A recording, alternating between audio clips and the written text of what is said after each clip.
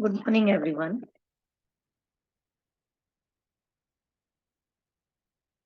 So today we are going to start with our subject, that is CPDP, that you have studied in semester fifth also. Okay. Now again we are starting with the basic concept of the subject. Okay. So first one is, who is a contributor? As you know that CPDP full form is Contributor Personality Development Program, right? So what is the meaning of this contributor? It is given here values plus effectiveness. So let's understand this concept in a elaborate manner. Okay, so we start with Swami Vivekanand. That Swami Vivekanand speaks to you. What is personality? According to Swami Vivekanand, a man comes, you know he is very learned, his language is beautiful, and he speaks to you by the hour, but he does not make any impression. Another man comes and he speaks a few words, not well arranged, ungrammatical, perhaps all the same. He makes an immense impression. Many of you have seen that. Okay. So it is evident that words alone cannot always produce an impression. Words, even thoughts, contribute only one third of the influence in making an impression. The man, two thirds, what you call the personal magnetism of the man. That is what goes out and impresses you. It is the personality that attracts you. Okay. कई लोग आपसे बहुत देर तक बात करके चले जाते हैं, but they does not make any kind of impression. और कुछ लोग बहुत कम देर भी बात करके आपके ऊपर एक इम्प्रेशन छोड़ते हैं. So it is all about the personality. In our families, there are the heads. Some of them are successful, others are not. Why? We complain of others in our failures. The moment I am unsuccessful, I say so and so is the cause of the failure. In failure, one does not like to confess one's own faults and weaknesses. Each person tried to hold himself faultless and lay the blame upon somebody or something else, or even on bad luck. When heads of families fail, they should ask themselves why it is that some persons manage a family so well and others do not. Then you will find that the difference is owing to the man, his presence, his personality.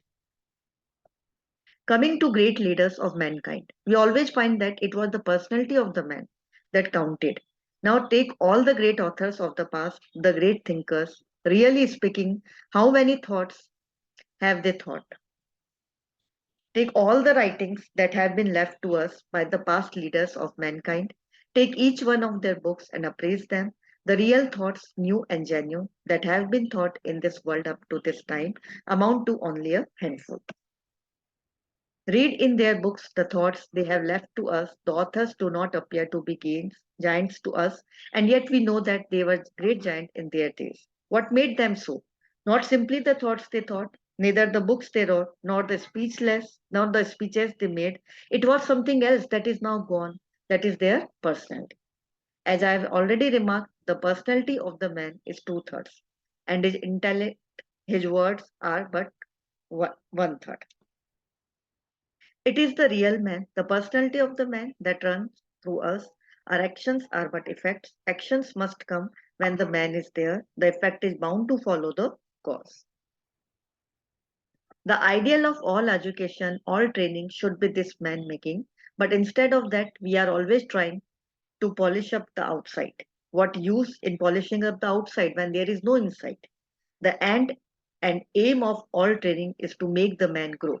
The man who influences, who throws his magic, as it were, upon his fellow beings is a dynamo of power. And when that man is ready, he can do anything and everything he likes. That personality put upon anything will make it work. Now we see that though this is a fact, no physical laws that we know of will explain this. How can we explain it? By chemical and physical knowledge? How much of oxygen, hydrogen, carbon, how many molecules in different positions, and how many cells, etc., can explain this mysterious personality? And we still see it is a fact, and not only that, it is the real man. And it is that man that lives and moves and works. It is that man that influences, moves his fellow beings, and passes out. And his intellect and books and works are but traces left behind. Think of this, compare the great teachers of religion with the great philosophers. The philosophers scarcely influenced anybody's inner man, and yet they wrote most marvelous books. The religious teachers, on the other hand, moved countries in their lifetime. The difference was made by personality. In the philosopher, it is a faint personality that influences. In the great prophets, it is tremendous. In the former, we touch the intellect. In the latter, we touch life. In the one case, it is simply a chemical process, putting certain chemical ingredients together, which may gradually combine and under proper circumstances bring out a flash of light or may fail. In the other, it is like a torch that goes round quickly, lighting others. Each one can grow and strengthen his personality. This is one of the great practical things, and this is the secret of all education. This has a universal application in the life of the householder, in the life of the poor, the rich, the man of business, the spiritual man, in everyone's life. It is a great thing. The strengthening of this personality. Okay, so we have talked lot about personality.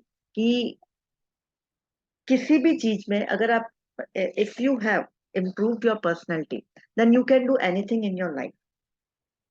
Okay. Books के author वगैरह की जो हमने examples देखे, उनमें क्या special था कि कोई मतलब सक्सेसफुल हो रहा है, कोई अनसक्सेसफुल, इट इज मतलब 2/3 of your personality makes the role. Okay, so there are some concept exploration, students. You just go through all the exploration and do this exercise.